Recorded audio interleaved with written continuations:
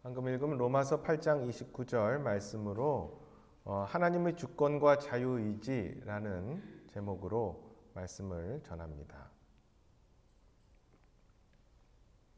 예수 그리스도를 올바르게 믿는다라는 것은 어떤 면에서는 쉽고 또 어떤 면에서는 어렵습니다. 저는 지금 올바르게 내 삶과 행위가 모든 삶이 완전해야 된다는 것을 말씀드리는 것이 아닙니다. 적어도 우리는 나의 행실과 나의 믿음이 삶으로 이어지기 전에 내가 올바른 것을 믿고 있는지에 대한 것을 우선 말씀드립니다. 즉 행실 이전의 어떤 믿음인 것이죠. 어떻게 보면 나의 행위, 나의 삶은 내 믿음의 산물이기도 합니다. 내 믿음의 열매일 수 있는 것이죠. 그리고 올바로 믿었다면 그리고 그 올바른 믿음이 나의 생활과 삶에 나타낼 수 있도록 또한 그리스도의 삶을 유지해야 되겠죠.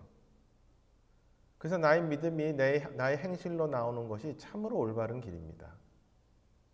올바른 믿음이 올바른 행실로 나오는 것 말이죠. 그것이 완전하지 않더라도 말입니다.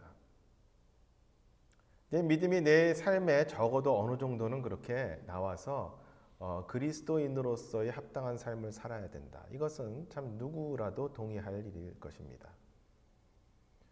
그런데 이 믿음, 나의 행위 이전에 믿음을 생각할 때 예수 그리스도를 올바로 믿는다라는 것이 어떤 이들에게는 참 쉽지 않은 일일 수 있습니다. 하나님의 말씀이 단순하면서도 깊기 때문에 그럴 수도 있지만 어떤 때는 그런 측면보다도 어떤 에게는 그 믿음 자체가 단순한 그런 믿음이 어떤 이들에게는 잡힐 듯 잡히지 않는 믿음이기 때문에 그렇습니다. 그러나 주님은 우리에게 결코 애매모호하거나 참 잡힐 듯 잡히지 않는 그러한 말씀을 저에게 주시지도 않았고 그러한 믿음을 저희에게 원하지도 않으십니다. 주님은 분명히 우리가 명확히 주님의 말씀을 이해하기 원하십니다. 무엇보다도 우리의 구원에 대해서 명확히 자기 자신이 구원받았는지를 알길 원하십니다. 그래서 제가 참 자주 인용했었던 고린도후서 13장 5절에는 너희가 믿음 안에 있는지 너희 자신을 살펴보고 너희 자신을 검증하라. 예수 그리스도께서 너희 안에 계신 줄을 너희가 스스로 알지 못하느냐? 알지 못한다면 너희는 버림받은 자들이니라. 아멘. 그래서 우리가 스스로 구원받았다라는 것을 알지 못한다라는 것이 얼마나 성경적으로 맞지 않은 말인가라는 것을 우리가 알 수 있는 것이죠. 즉 자신의 구원이 자신에게 명확히 있어야 함을 하나님의 말씀은 그렇게 말씀하고 있는 것이죠. 그러나 우리 주위에 교회 오래 다닌 사람들에게 물어보면 꼭 그렇지 않음을 아주 쉽게 발견합니다. 자신의 구원에 대해서 확실하게 대답하는 분들은 생각보다 상당히 드뭅니다.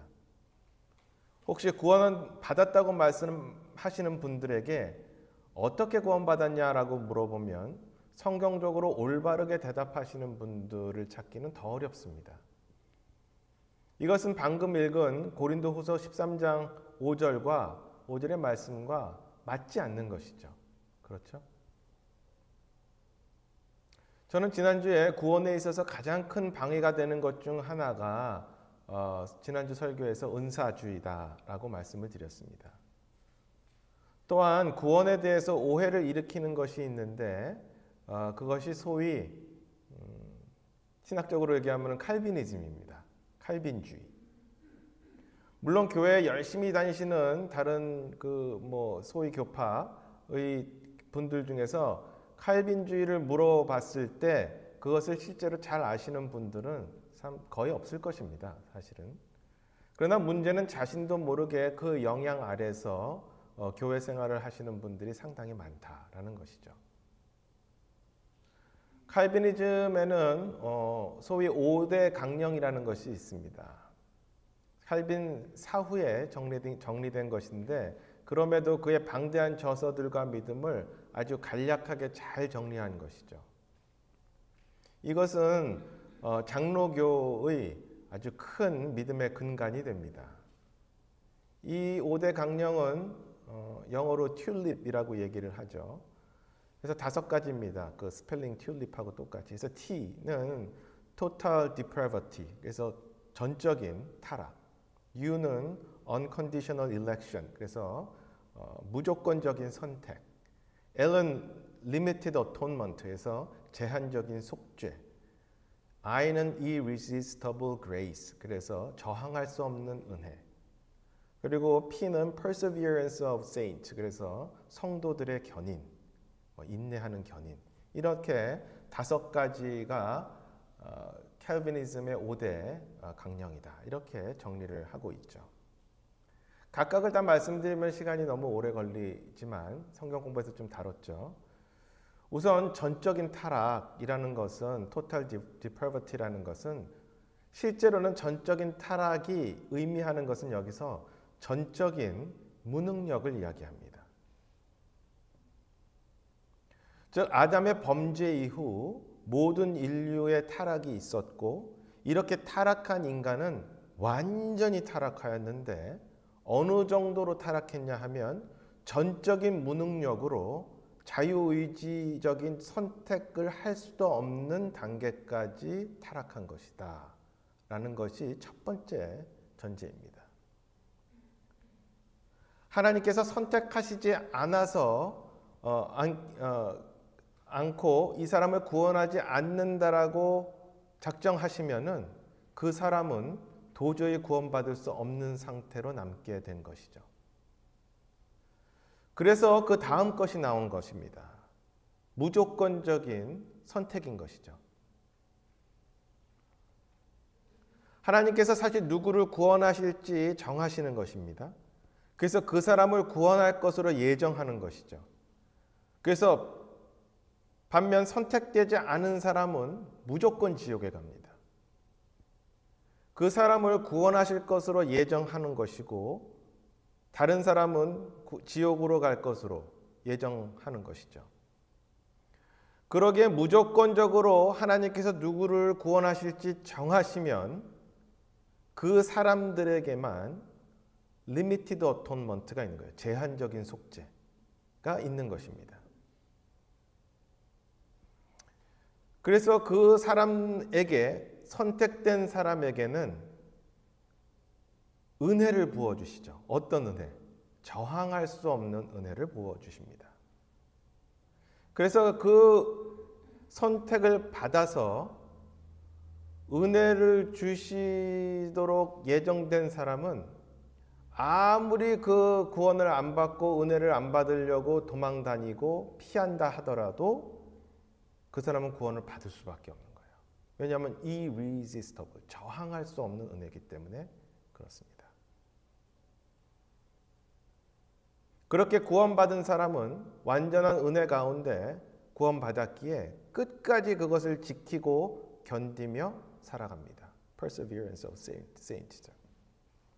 이것이 칼빈주의가 말하는 5대의 5개의 강령입니다.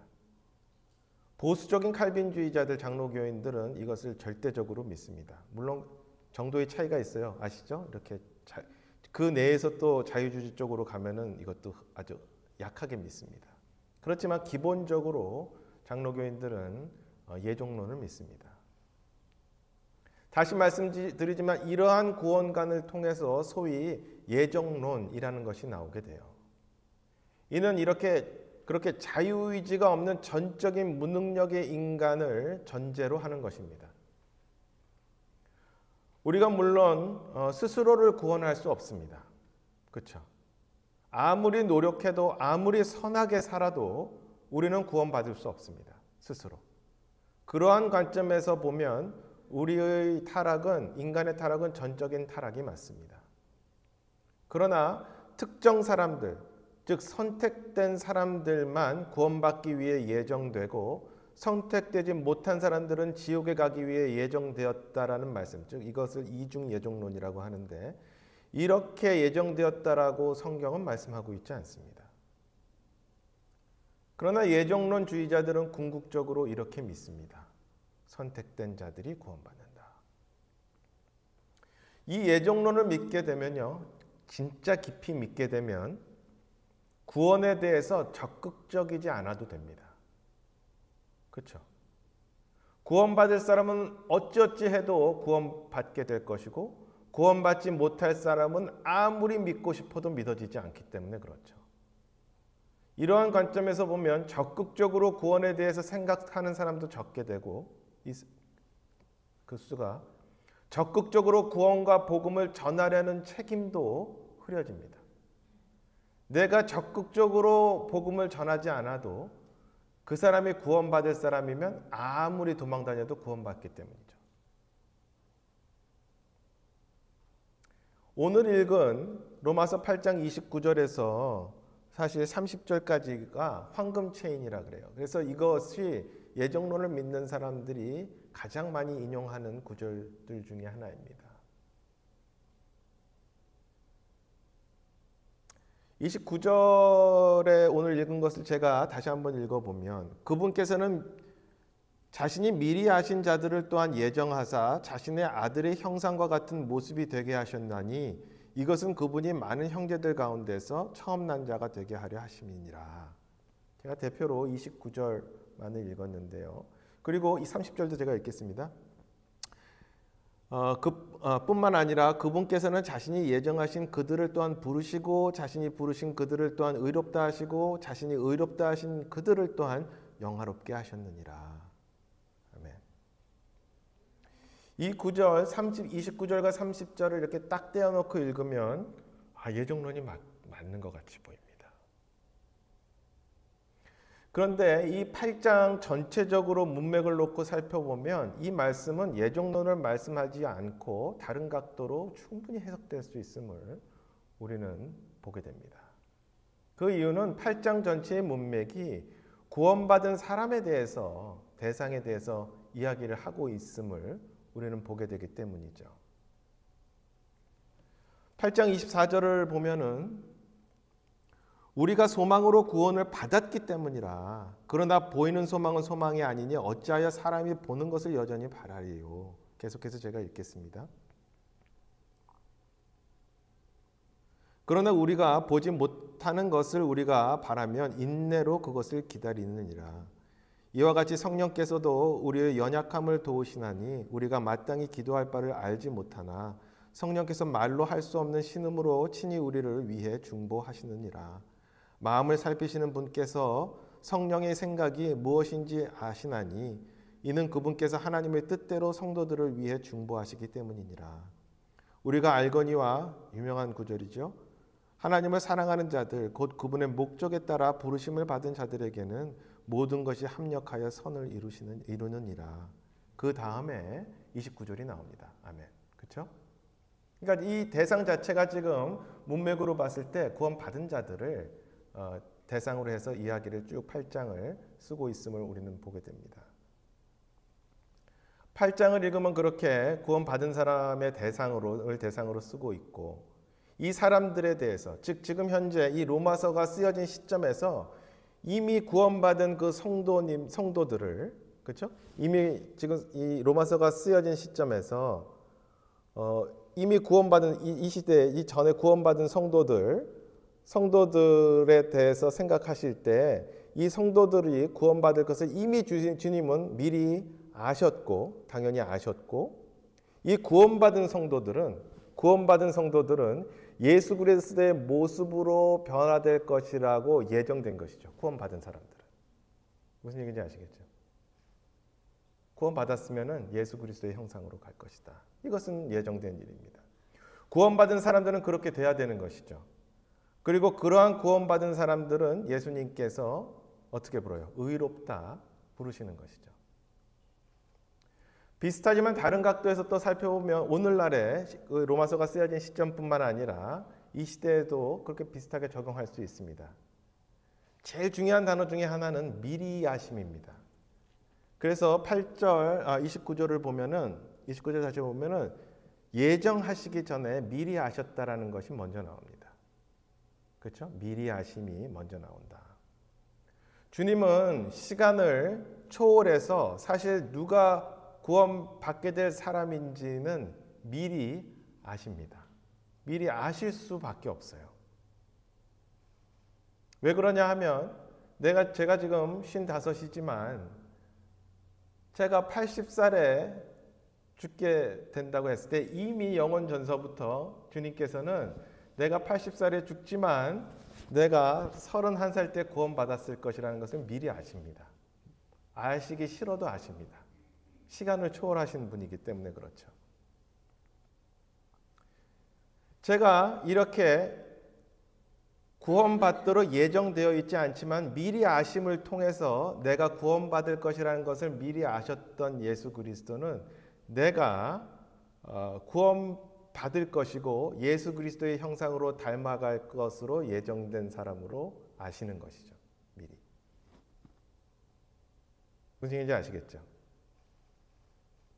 그래서 저는 그 구원받은 사람은 미래를 아시는 예수님이 보셨을 때 예수 그리스도의 형상으로 담도록 예정된 사람이 맞는 것이죠. 미리 아셨기 때문에. 그리고 그 사람은 구원받았을 때 의롭다 불리게 되는 것이죠. 즉 하나님께서 그의 구원을 예정하여 정하신 것이 아니고 시간을 초월하신 예수님이 보시기에 그는 어느 시점에 구원받을지 미리 아시는 것이죠. 그리고 그 알았던 그 사람은 예수 그리스도의 형상으로 닮아갈 것으로 예정된 것이죠. 구원받았으니까, 구원받을 것이니까. 그렇다고 그의 구원을 억지로 저항할 수 없는 은혜로 주입했다라는 말씀이 아닙니다. 이 이야기는. 그렇죠. 즉 구원받은 사람은 예수 그리스도의 형상을 담도록 예정된 것이죠. 구원받을 사람은. 그렇죠. 구원받을 사람은 예수 그리스도의 형상으로 닮아가도록 예정된 사람입니다. 그가 구원받는다면은 의롭다고 불려질 것으로 예정된 사람이죠. 구원받을 사람으로 예정된 것이 아니고요. 그렇죠? 정확한 비유는 아니지만 한 차례 제가 얘기한 적은 있었던 것 같은데요. 마치 운동 경기를 녹화한 것을 나중에 보는 것과 비슷합니다. 인간의 관점에서 봤을 때. 이것이 뭐 정확한 비유라고 할 수는 없겠지만 예를 들어서 우리나라 대표팀 축구 경기를 녹화한 것을 3일 뒤에 제가 본다고 가정해 보십시오. 나는 이미 신문을 통해서 유튜브를 통해서 우리나라가 그 상대팀을 2대0으로 이긴다는 것을 알고 있습니다. 전반 40분, 후반 20분에 손흥민과 이강민이 각각 골을 넣어서 우리가 2대0으로 이긴다. 이것을 알아요. 그런데 3일 뒤에 우리가 녹화한 것을 보게 될 때 그 안에서 뛰고 있는 선수들 손흥민과 이강인이 너가 골을 넣어 이렇게 예정한 것이 아니죠. 그렇지만 나는 알고 자유의지로 그들이 막 뛰고 있지만 골을 넣은 것을 나는 3일 뒤에 알게 됩니다. 알고 보게 됩니다. 그렇게 나는 미리 안 것이죠. 그들의 경기를 뛴 것을 못 봤어. 그러니까 그들의 결정과 막 뛰는 것을 내가 관여하지 않았어도. 하나님께서 우리의 자유의지를 강압적으로 움직이시지 않으시지만 그렇게 미리 몇십 년 뒤에 가보신 예수 그리스도는 우리의 상황을 미리 아시는 것입니다. 그래서 예정 이전에 미리 아심은 굉장히 중요한 단어입니다. 이 로마서 8장 29절에 나와 있는 미리 아심. 저는 이 로마서 8장의 구절을 통해서만 예정론에 대해서 반박하고 싶지 않습니다. 성경에는 자유의지란 단어가 있지는 않지만 성경의 많은 구절이 인간이 주님과 인간 스스로가 주님의 말씀에 대해서 선택하는 자유의지가 있음을 성경의 여러 곳을 통해서 말씀하고 있다는 것이죠. 성경의 어느 구절에도 아담이 범죄하도록 예정되어 있다라고 말씀하고 있지 않습니다. 사실 그렇다면 사탄도 필요 없어요. 그렇죠? 하나님께서 금하신 선악을 알게 하는 나무의 열매를 먹지 말라고 한 명령은 사탄이 굳이 없어도 예정된 사건이라면 그냥 놔두면 범죄했을 것입니다. 그렇죠? 그렇지만 그렇게 얘기하고 있지 않고 사탄의 꼬임과 유혹과 아담과 이브의 자율적인 선택으로 범죄하게 됨을 우리는 창세기를 통해서 알고 있죠. 구약에서도 유대인들에게 선택을 하라고 여러 차례 말씀하십니다. 유명한 구절 여호수아 24장 15절을 보면 만일 주를 섬기는 것이 너희에게 나쁘게 보이거든 너희 조상들이 강 저쪽에서 섬기던 신들이든지 혹은 너희가 거하고 있는 땅을 소유했던 아모리 족속의 신들이든지 너희가 섬길 자를 너희를 위해 이날 택하라. 그러나 나와 내 집에 관한 한 우리는 주를 섬기겠노라. 아멘. 이렇게 결정을 분명하게 제시하고 자신도 결정했음을 이야기합니다. 분명히 여호수아는 하나님을 섬길지 아니면 다른 신을 섬길지 각자가 결정하라. 이렇게 묻는 것 아닙니까? 선택의 자유죠. 신명기 30장 19절은 내가 이날 하늘과 땅을 불러 너희를 대적하는 증거로 삼노라. 내가 생명과 사망과 또 복과 저주를 너희 앞에 두었나니 그러므로 너와 내 씨가 살기 위해 생명을 택하라. 이렇게 얘기하십니다. 이 구절 역시 생명과 사망 또 복과 저주를 내가 각자 택하라. 이렇게 인간의 선택의 의지에 대한 자율적인 의지에 대한 부분을 강조하고 있음을 보게 됩니다. 예수님도 말씀하십니다. 마태복음 7장 13절에 너희는 좁은 문으로 들어가라. 멸망으로 인도하는 문은 넓고 길이 널찍하여 거기로 들어가는 자들이 많고 또 생명으로 인도하는 문은 좁고 길이 협착하여 그것을 찾는 이들이 적다. 이렇게 말씀하십니다. 좁은 길과 넓은 길이 있는데 사실 그것을 잘 알아서 선택하라. 이렇게 선택의 말씀입니다. 이 말씀은. 선택된 자들은 싫더라도 좁은 문으로 들어갈 수밖에 없을 것이다. 이렇게 얘기한 게 아니에요. 그렇죠. 좁은 길은 우리의 선택에 달려 있다라고 말씀하시는 겁니다. 우리는 생명으로 가는 길이 사실 좁고 그리스도의 복음을 듣고 구원받는 일이 정말 좁다는 얘기죠. 구원받는 것뿐만 아니라 더 옳은 길을 가기 위한 길은 더 좁습니다. 그렇죠? 여러분이 이곳까지 지금 오셔서 그 큰 교회, 다른 교회들 이런 거 있지만 말씀의 진리를 택해서 이렇게 오신 것, 이런 좁은 길에서 더 좁은 길로 오신 거예요. 사실은요. 그러나 주님께서 분명히 그렇게 자유의지를 갖고 더 옳은 길을 선택하고 그 옳은 길을 선택해서 온 그 길들을 주님께서는 기뻐하시고 분명히 복 주실 것이다 라고 저는 믿습니다.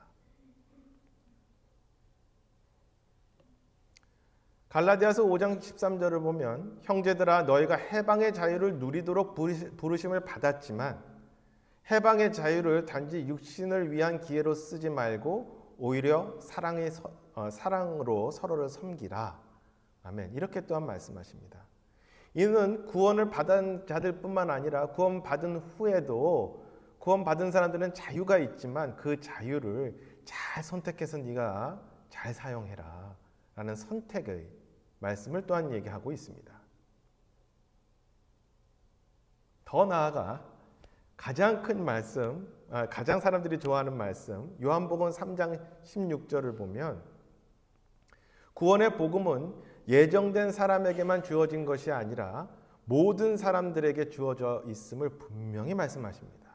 3장 16절 하나님께서 세상을 이처럼 사랑하사 자신의 독생자를 주셨으니 이것은 누구든지 그를 믿는 자는 멸망하지 않고 영존하는 생명을 얻게 하심이라 라고 말씀하십니다. 누구든지 그를 믿는 자들. 너무나 분명한 말씀이죠. 구원은 누구한테 있어요? 누구든지에게 주어졌다. 선택된 특정한 사람에게 주어진 것이 결코 아니다. 로마서 10장 10절은 이렇게 또한 말씀하십니다. 사람이 마음으로 믿어 의에 이르고 입으로 시인하여 구원에 이르느니라. 성경 기록이 이르기를 누구든지 그분을 믿는 자는 수치를 당하지 아니하리라. 아멘. 누구든지. 그런데 예수 그리스도를 믿는 자는 수치당하지 않는다. 누구든지. 선택된 자가 아닙니다. 특정 선택된 사람들이 구원을 받을 것이라고 말씀하고 있지 않습니다. 그렇죠? 한 구절만 더 말씀드리면 사도행전 17장 27절에 이것은 그들이 혹시라도 주를 더듬어 찾다가 발견하면 그분을 구하게 하려 하십니다. 그러나 그분은 각 사람으로부터 멀리 떨어져 있지 아니하나니. 이렇게 말씀하십니다. 혹시라도 주를 더듬어 찾다가 발견하면 이렇게 말씀하세요. 그게 누구예요? 모든 사람 중에서. 선택된 사람이 아닌 거죠. 선택된 사람이 그가 더듬어 찾다가 주를 발견한다는 것이 아니잖아요. 누구든지 주님을 찾다가 주님을 발견하면 그 주님을 받아들이면 구원을 받는다. 이렇게 말씀하시는 것이죠. 그래서 장로교 쪽의 켈빈주의적인 믿음을 보면 하나님의 주권을 너무 강조한다면 하나님의 주권을 굉장히 강조하거든요. 장로교와 켈빈이즘은. 너무 강조한 나머지 인간의 자유의지를 너무 축소시키고 제한시키고 심지어는 무능력한 자로 타락시켜버렸다. 자유의지도 없는. 그래서 자유의지와 상관없이 무조건적인 선택에 대해서 강조하고 있는 것입니다. 반대로 감리교 쪽의 혹은 알미니안주의를 보면 자유의지를 또한 너무나 강조한 나머지 그리고 하나님의 주권이 축소된 나머지 구원 후 죄를 짓게 되면 구원을 잃을 수 있다라고 또 가르치는 겁니다. 인간에 너무 초점을 둔 나머지 자유의지에 너무 초점을 둔 나머지 구원을 잃을 수도 있다. 그러나 이 두 주장은 제가 살펴보고 제가 연구한 바로는 그리고 많은 저희와 같은 믿음을 갖고 있는 사람들 믿음 선배들 봤었을 때는 이 둘 다 옳지 않다라는 것입니다. 구원은 분명 하나님의 주권에 의해 그 구원의 길을 주님께서 정하셨습니다. 유일한 길을 정하신 것입니다. 다른 길 없다. 인간이 네가 아무리 노력해도 다른 길 없어. 오직 한 이름만 있다. 예수 그리스도만이 오직 유일한 구원의 길로 하나님의 주권으로 정하신 것입니다. 그건 누구도 그것에 저항할 수 없습니다. 그러나 그 구원의 길은 모든 사람에게 제시됩니다. 모든 사람에게. 요한복음 3장 16절처럼 모든 사람에게. 즉 복음은 모든 사람에게 제시되고 에베소서 2장처럼 모든 예수 그리스도의 그 완성된 구원의 선물은 모든 사람에게 제시되는 것이죠. 그러나 그 선물이기 때문에 선물을 받아들일지 말아야 될지를 결정하는 사람은 받는 사람의 입장입니다. 그래서 각자 인간에게 그 받을지 말지에 대한 결정이 달려 있습니다. 즉 개인의 자유의지에 달려 있는 것이죠. 앞서 말씀드렸듯이 구원의 방법과 구원의 길은 하나님의 주권에 의해서 정해졌습니다. 그리고 그 구원의 선물을 받아들인 인간을 구원시키고 그렇죠. 구원 받으려고 정한 사람은 개인의 자유의지지만 받아들였을 때는 그를 구원시키고 그 구원받은 사람은 또한 하나님의 주권으로 그 구원을 누구도 뺏어갈 수 없도록 주님께서 지켜주시는 것입니다. 하나님의 주권과 하나님의 능력으로 권능으로 그 구원받은 사람의 새 생명 구원을 지켜주시는 것이죠. 무슨 얘기인지 아시겠죠? 그러니까 우리의 역할은 진짜 간단한 겁니다. 인간의 역할은 구원받기 위해서 믿으면 되는 거예요. 예수 그리스도를 구원자로. 죄가 아담의 자유의지로 세상에 들어온 것처럼 각 사람의 자유의지로 우리의 노력 없이 믿음만으로 구원받을 수 있는 겁니다. 참으로 공평한 거죠.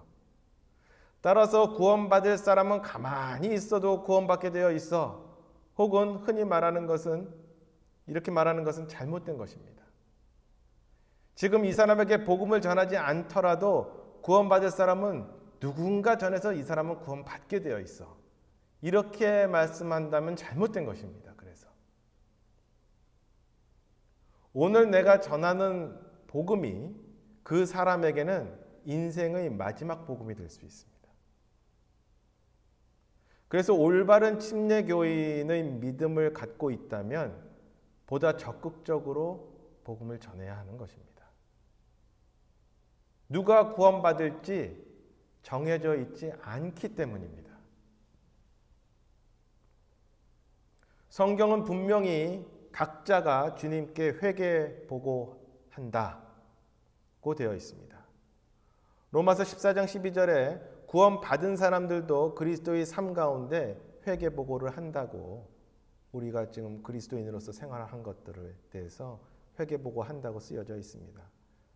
그러나 구원받지 않은 심판에 대해서도 분명히 회개 보고를 합니다. 베드로전서 4장 5절에 그들은 산자와 죽은 자들을 심판할 준비가 되신 분께 회개 보고를 하리라 고 되어 있습니다. 회개 보고는 자신의 책임을 이야기하는 겁니다. 각자가 어카운트를 갖고 있기 때문에 각자가 회개 보고를 하는 겁니다. 내가 내 회개 장부를 어떻게 관리했냐, 이것이 중요한 것이죠. 제일 중요한 것은요, 구원받으면 내 회개 장부는 마이너스 장부는 아니라는 거예요. 이제 아시겠죠? 마이너스로 내려가지 않습니다. 구원받았으니까. 마이너스로 내려간 사람들은 각각의 행위에 대해서 다른 책들이 또 있고 각각의 행실들의 행위에 따라서 또 심판받습니다. 나중에. 구원받지 않은 사람들도 그 심판이 또 있는 거잖아요. 구원받은 사람들도 회개 장부가 있고, 근데 마이너스 장부는 아니고, 감사하게도 구원받았으면. 하지만 각자가 회개 장부가 있습니다. 마지막으로 제가 성경 말씀을 좀 읽어드리면 사도행전 26장에 아그리빠가 나옵니다. 거기에 26절부터 29절까지 제가 짧게 읽으면, 왕께서는 이들에 대하여 아심으로, 바울이 얘기하는 거죠. 내가 왕 앞에서도 거리낌 없이 아뢰나이다. 또 내가 확신하는 바로는 이 일들 중 어떤 것도 왕께 숨겨지지 아니하였으니 이 일은 한 구석에서 일어나지 아니하였나이다. 아그리빠 왕이여, 왕께서는 대언자들의 글을 믿으시니까 믿으시는 줄 내가 아나이다 하니, 그때 아그리빠가 바울에게 이르되 내가 나를 설득하여 거의 그리스도인이 되게 하는도다 하매, 바울이 이르되 각하뿐 아니라 이나 내 말을 듣는 모든 사람도 이렇게 결박당한 것 빼놓고는 거의 나와 같이 되고 전적으로 나와 같이 되기를 하나님께 원하나이다. 아멘. 이렇게 말씀합니다. 사도 바울은 유대 지역 통치자였던 아그리빠에게 예수님을 전하는 것입니다. 하나님의 말씀을 전합니다. 사도 바울은 분명히 아그리빠도 구원받고 예수 그리스도를 받아들이기 원하는 마음에서 전한 것입니다. 이 말씀을 보면요. 그러나 그는 끝내 믿지 않았죠. 아유, 거의 내가 넘어갈 뻔했네. 다행히 그리스도인이 안 됐다. 그는 마이너스 회개 장부를 갖고 죽었습니다.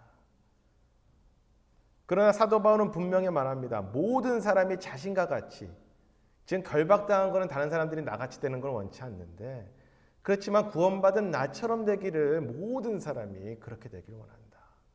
그거는 예수 그리스도의 구원이 모든 사람에게 있다는 것입니다. 모든 사람에게 기회가 있다.